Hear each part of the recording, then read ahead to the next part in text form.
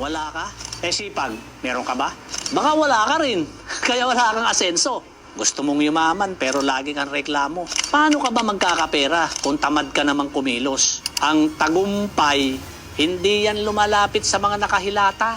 Kung gusto mong umasenso, galaw-galaw din pag may time. Hindi sapat ang panalangin lang. Samahan mo ng gawa. Dahil walang yumayaman sa puro pangarap lang. Lagi mong sinasabi, wala kang pera at ang hirap ng buhay. Pero kung titignan mo, ano ba ginagawa mo araw-araw? Gising sa tanghali, tapos puro cellphone lang. Wala kang ibang ginawa kundi tumambay. Paano ka aasenso? Wala ka namang ginagawa. Kahit gaano ka katalino at kagaling, kung tamad ka, wala kang mararating. Magtrabaho ka, magsumikap ka, magtiis ka. Dahil ang mundo ng pera, sipag at tiyaga ang puhunan. Kung gusto mong umasenso, simulan mo yan sa mindset mo. Huwag kang umasa sa ayuda o tulong ng ibang tao.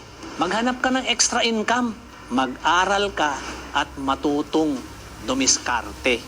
Tandaan mo na walang imposible sa taong porsigido at masipag.